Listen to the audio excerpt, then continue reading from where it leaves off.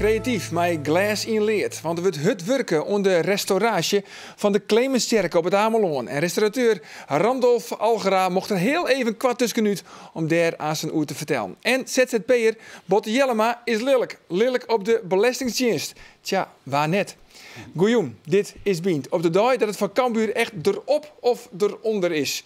En bij het Cambuurstadion zit op dit stuit verslagjouwer Geert van Thun. Geert, om jouw zoon, dan begint de wedstrijd Cambuurtje Willem II. En mij nog 3 wedstrijden te gaan. Hoe cruciaal is deze wedstrijd dan?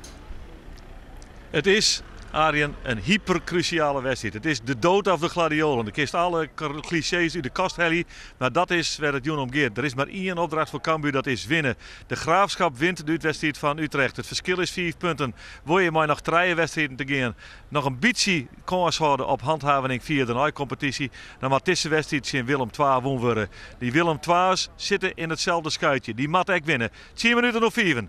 Precies 10 minuten of 4. Toen kwam de bus van Willem II hier het Cambuurplein opdraaien. Net een hele protte Cambuur supporters wiender, maar toch, wij zeggen naar de kopjes en die stieren strak. 10 minuten eerder weer de Cambuurbus al komen, extra kopjes. Het belang is duidelijk, het is de wedstrijd van het hier, maar één opdracht voor Cambuur. Winnen, 3 punten pakken, het is in Willem II. Oké, Geert, we komen aanstaan nog eventjes grif bij die weer waarom. Heel wat oors, want de oude bijzondere boeken die je heel nog net kwijt willen, aanstaan zorgen we hoe die oplappen worden in de Blokhuiskwarten. Hij is dwande maar het restauratieproject van Sint-Libben. Restaurateur Randolph Algera van het JRVN maakt namelijk een volslijn nij interieur van de oorbaande Clemenskerken van het Ameloon maatje. Welkom. Ja, is dat voor jou nou eigenlijk als beelds- en kunstenaar een hele bijzondere opdracht? Ja, dat is echt een super opdracht natuurlijk. Het is dat je de kans krijgt om 1 keer in je leven een kerk helemaal van A tot Z te mogen inrichten. Want het gaat over glas en lood, het gaat over wandschildering, het gaat over vloer, het gaat over het hele interieur. Jo, mooi die hele volslaine kerken maar jou inrichten. Ik heb de hele vrijheid gekregen om me overal mee te mogen bemoeien. Om zo te sturen naar 1 richting waarin ik het graag hebben wil. Ja, en dat is uniek. Dat is uniek, ja. Dat is de laatste 100 jaar niet gebeurd. Gebeurt ook nooit weer, denk ik. Hè? Want kerken worden altijd in historisch opgebouwd natuurlijk. En dit wordt in 1 keer neergezet. 1 pakketje, 1 schilder, 1 denker. Ja, briljant. Ja, voor jou briljant. Ja. Laten we eerst even waarom in de tiert. Naar 4 februari 2013 om correct te wijzen. De kerken die baant dan in de betierde morgen en dat wie een nachtmerrie voor de eilanders. Laten we even zien. Toch een grote volle brand is de Sint-Clemenskerk in Nes op het Ameloon volslijn uitbaand. Alleen nog de moorden staan nog oranje. Mogelijk is blikseminslag de oorzaak van de brand. De kerk uit 1878 van architect Pierre Cuypers wie een Rijksmonument. Ja, een Rijksmonument, een katholieke kerk natuurlijk. Ja. Het bisdom had jou daarna benaderen om alles in de oude steed waarom te brengen. Ja, bisdom en opdrachtgevers, maar het geeft niet, ja. Ja, maar kan je het überhaupt helemaal waarom brengen in de oude steed? Tuurlijk wel. Je kunt, alles was gefotografeerd, je hebt nog veel documentatie. In theorie kan ik het wel terugbrengen naar de staat zoals het was. Maar dan ben je eigenlijk allemaal nieuwe schilderingen aan het aanbrengen van 150 jaar geleden. Nou, dat was precies het punt van discussie waarvan ik dacht, ja, waarom gaan we een kerk terugbrengen naar 150 jaar geleden met nieuwe verf? En dan kunnen we toch beter zeggen, maak die kerk met de huidige mogelijkheden in een nieuwe stijl. Je zei zoiets van net waarom doeken in het verliezen, maar we willen graag vooruit. Ja, vooruit. En dat is natuurlijk in het begin wel even slikker geweest, want toen die kerk afbrandde, ja, die Amelanders wilden maar 1 ding, dat is de kerk terug zoals hij was. Maar na een proces van een andere 2 jaar of zo hebben we gepraat, heen en weer gepraat. Heel langzaam is een groeiproces ontstaan. En nu is het echt vol enthousiasme gaan we voor de nieuwe polygamie in de kerk. Ja, op dit stuit ben jou ook dwanden maar de glazen in leert, Ruten. Ja. Van de morgen winnen we ook eventjes bij jou op het atelier, op het JRVN. Ja. Want het kindje Jezus, die waart er fotograferen. Ja.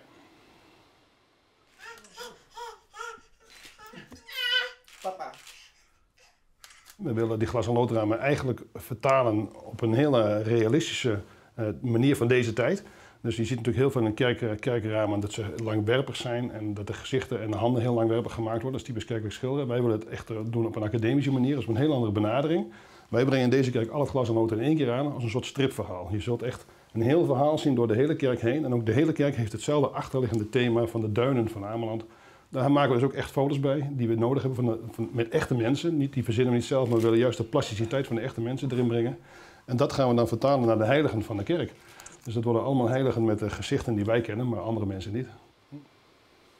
Ja, dat wie dus het kindje Jezus. Wat mij dan gelijk opvalt, dat is een famke. Ja, je kunt niet alles hebben. Nou ja, wij wilden zochten eigenlijk een zacht gezicht. Hè? Want het is een kindje Jezus natuurlijk een zacht jongetje, zeg maar. Tenminste, hij kon wel optreden, maar we zien hem toch maar als mensen beelden hem graag zacht af. En dat vonden we heel mooi bij haar. En natuurlijk veranderen we misschien een klein beetje de postuur, maar ik vond het wel een mooi beeld. Dus het is ook een beetje onzijdig misschien. Dan zijn we ook goed geëmancipeerd. Zo is dat.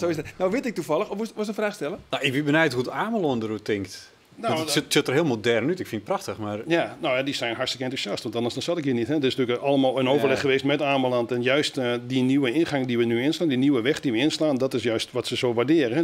Dat je alles bij elkaar houdt. Het is een soort verhaal. Je ziet overal dezelfde blauwe lucht boven. Overal de duinlandschappen achter.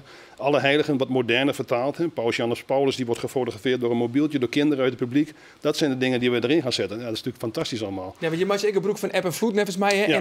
Maar vertel eens, hoe komt het eraan al hier uit te zien? Ja, nou de kerk is eigenlijk, je moet het zo zien, Eppenvloed is het thema. De tegels rondom de banken die zien eruit als een teruggetrokken zee over strand. Hè. Dus heb je die ruwe motieven van de tegels. Want wat we nou zorgen is de Mariakapel. Dat is de Mariakapel, ja. Dat is even een ander dingetje. Daar kan ik straks even op terugkomen. Ja. Dan heb je in het midden heb je een kruis liggen. En dat is dan het kruis van de weg van het kruisstuk. Maar dat is gemaakt van wrakhout. Maar dat is symbolisch wrakhout. Want ze wilden wel graag steen en tegels. Dus het zijn stenen tegels in de vorm van hout. Dus hout met motief op steen. Voor het onderhoud. Nee, maar je hebt wel het idee van wrakhout. Het strandjut en zo zit er toch een beetje in. En zo zijn al die elementen een beetje verstopt daarin. In de banken willen we een soort glooiing zien te krijgen. Dat je met een horizontale lijntje als het ware in een schip zit. En je kijkt ook naar twee schepen links en rechts in het triomfboog. En dat zijn twee bootjes die ook in dezelfde kleur zijn. Ja, zo zit je in het schip, kijk je naar schepen. Daar beelden zich verhalen af. Rondom zit je in het glas en loop met een heel andere verhaal. En dan bij de Mariakapel, dat loopt een beetje door, denk ik, maar bij de Mariakapel heb je dat we een driedimensionele Maria gaan plaatsen. Dat is ook heel bijzonder. Hè? In deze kapel hebben we 7 ramen ontworpen. Ja. Dat doe ik.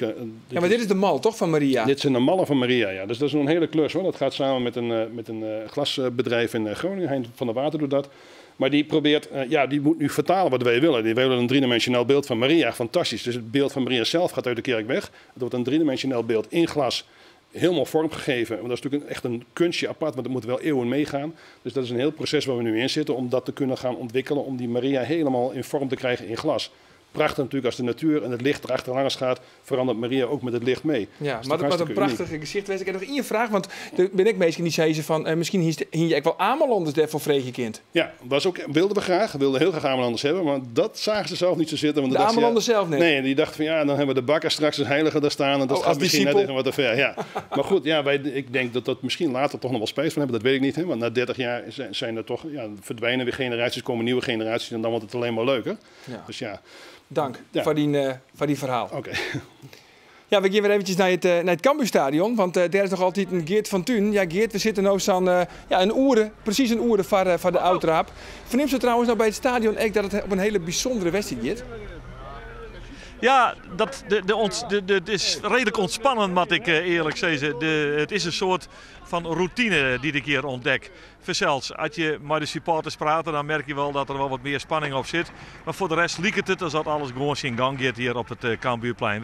De meesten het stadion inkomen, mensen die te eten gaan, al dat soort dingen die het voor een wedstrijd plak vinden nou ook plak. Maar ja, die supporters die binnen zelfs op scherp, want die weten, joen, moet het gebeuren. En hier voor die supporters, dat is Otto Hoekstra, die zit hier bij mij en die ben zenuwachtig eigenlijk.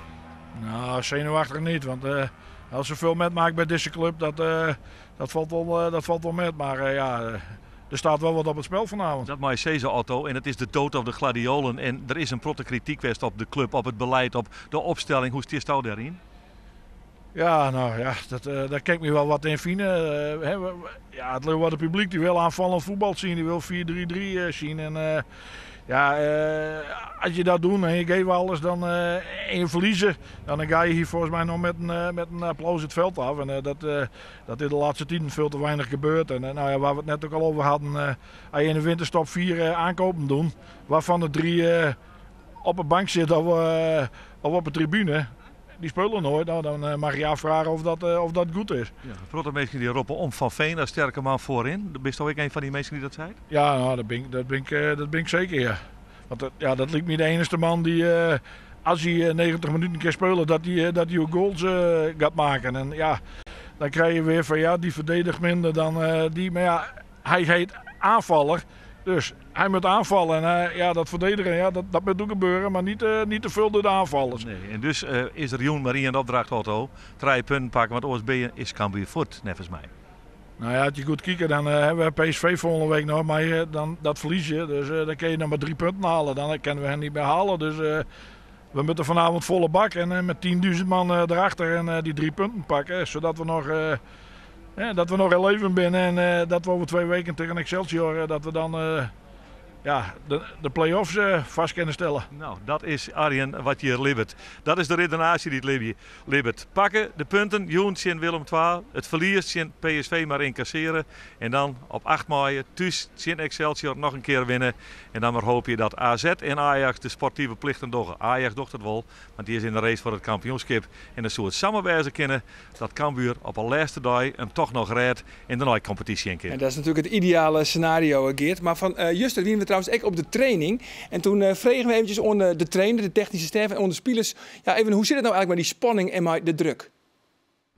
Het is wel een extra druk, natuurlijk, dat is zo. We moeten winnen. Als het zo zou zijn dat wij niet meer zouden voetballen, dan zou ik kunnen zeggen, oké, misschien heeft dat met de druk te maken. Maar dat is niet zo. We moeten wel gaan scoren en misschien ook wat meer gaan scoren, want anders win je sowieso niet. Ja, Geert, nog in je vraag, want ja, je moet dus scoren, zei het onvierder Erik Bakker, oors win je net. Maar waar moet er in godsnaam voor de doelpunten zwargen? Want nevens mij, na de winter, 14 wedstrijden spelen, nevens mij zo'n goals. Ja, dat klopt. En dat is viersten te min. En dan kun je dus nooit de wedstrijd winnen. De supporters opteren duidelijk voor de man die van Scunthorpe United komen is. Dat is Kevin van Veen. Hij mat het eigenlijk een in harde optiek. Maar de zal hoe dan ook voor jou spelen willen. Maar om meer en beter onvallen op het kleed te krijgen. Nou zeg ik niet correct uit de bus stappen. Virgil Narsing. Nevens mij is hij fit. En dat betekent nevens mij ook dat er in jou opstelling spelen wordt. En wat er dan in de punt zit. Ik denk Barto, maar de Soel van Veen bij komen kennen. Mat het jong gewoon gebeuren. Scoren, doelpunten maken, 3 punten pakken. Punt uit. Dat is wat er gebeuren moet. Maar Geert, heeft er zelf wel een beetje vertrouwen in? Ja, ik ben altijd optimist, Arjen. Maar ik moet eerlijk zeggen dat het moet zo starig om voor de helft warm komen. Dat gevoel had ik er wel bij. Maar het blijft wel sport. En ik heb het idee dat mij die 10.000 man erachter de goede opstelling, Joen toch moet weer een kind van Willem II, die echt totaal in de nederklit zit.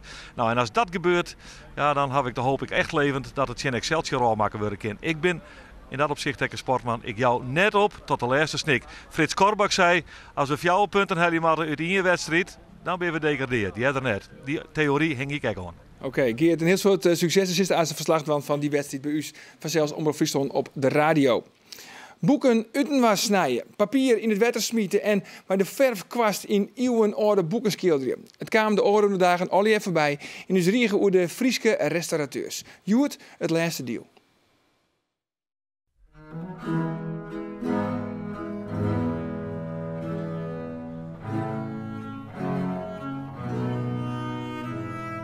Eeuwenoude boeken, atlassen en kaarten brengen handels en antiquariaten uit de hele wereld naar de blokjespatten van Ljouwert.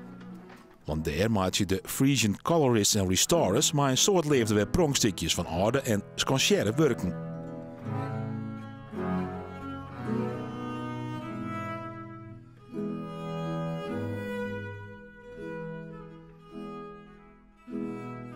Om een idee te krijgen van hoe kaarten hier binnen kunnen komen, is dit een voorbeeld. Dus dat is helemaal gescheurd aan de zijkant. Dit is voordat het zeg maar, bij de restauratie komt. De volgende stap is dat het dus zo uitziet zoals deze kaart, die er iets minder slecht aan toe is dan die. Hier, onder andere hier in de hoek is een gedeelte weggevallen. Dat is gewoon een hoek uitgescheurd eigenlijk en daar is nu is er bijgevezeld. Daar is nieuw papier gekomen en op die plek ga ik dus teken ik het bij, zodat het weer in oude eer hersteld wordt.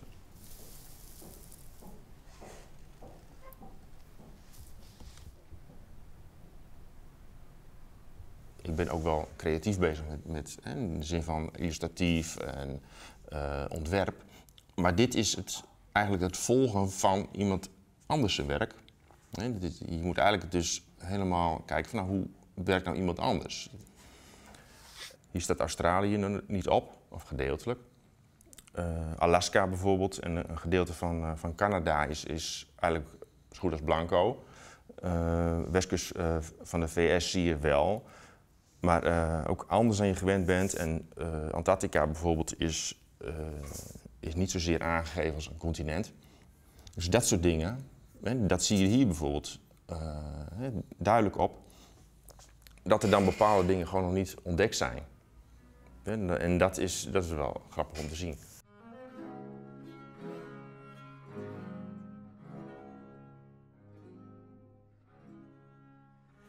Nou, dit komt nou bij Antonio bij. Die had het hele boek wasken. En nu is het aan mij om dat weer helemaal in want te zetten. Dus die katernens lezen alweer los nou. En nu ben ik dat weer in.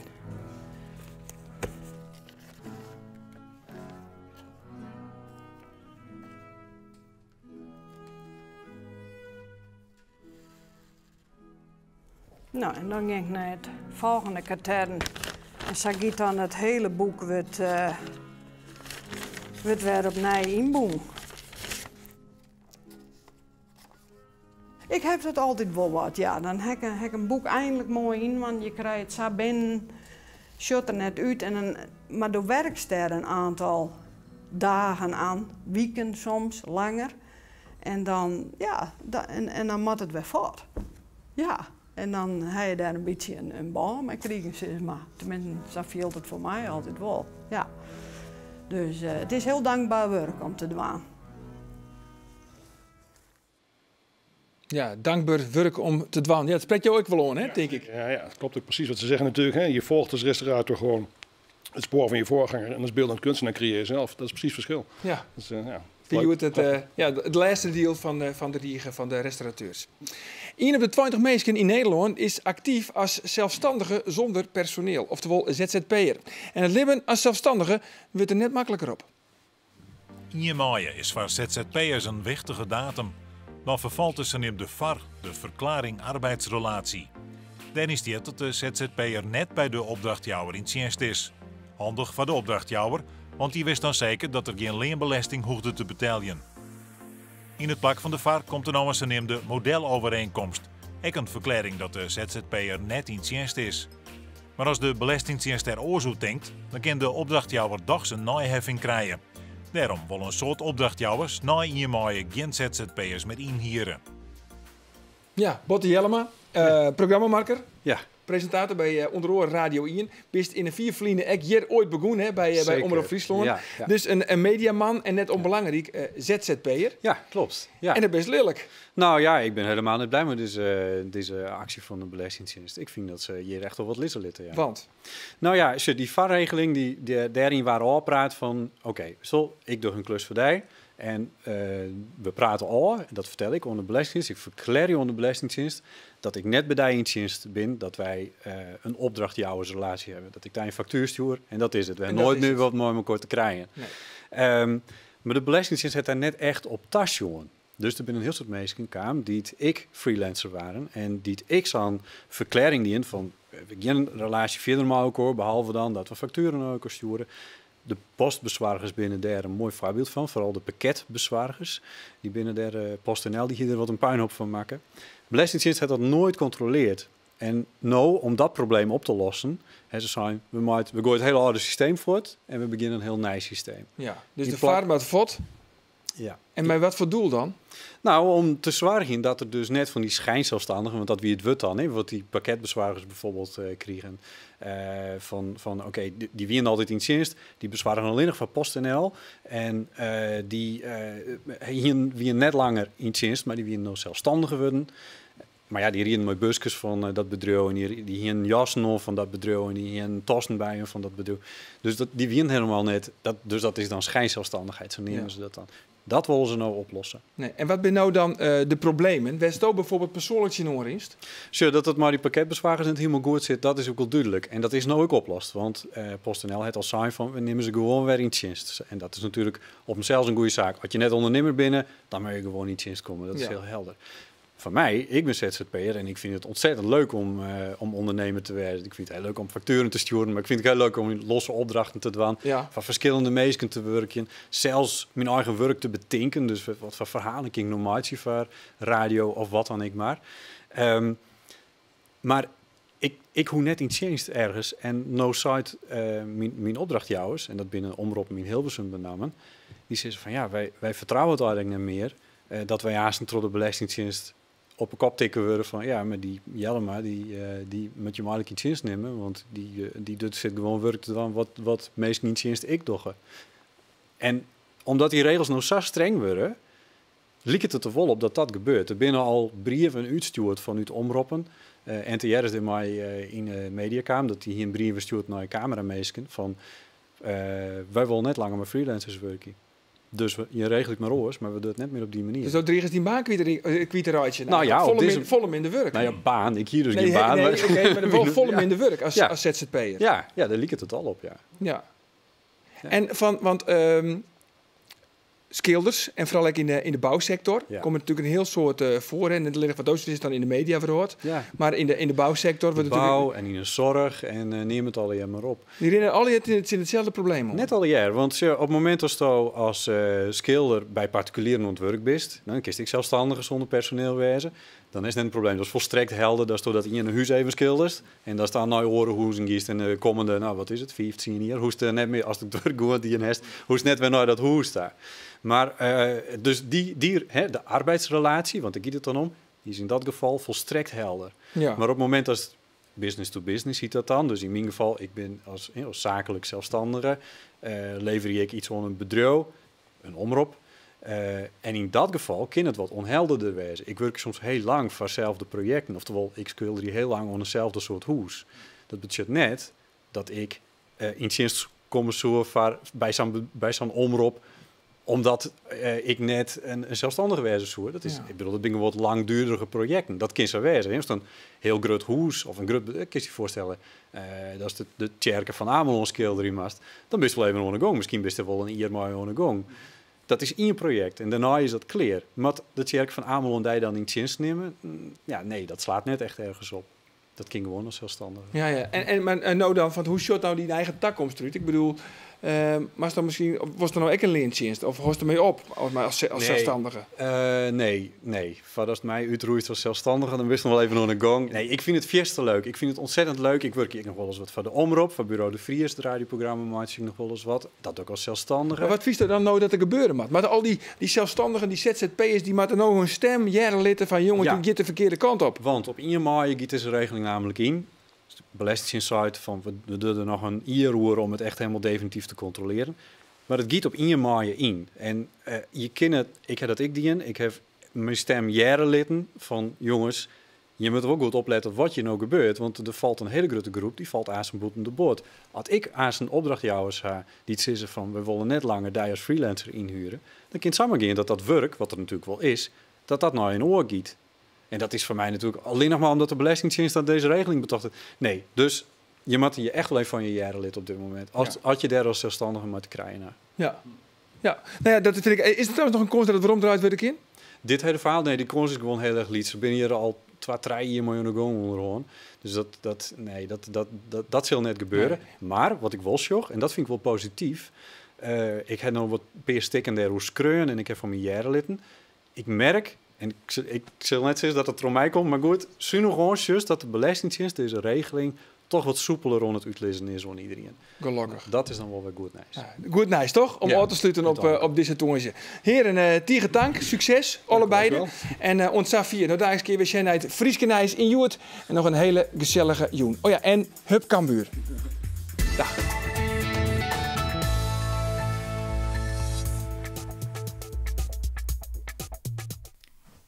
Schat, ik moet je wat vertellen.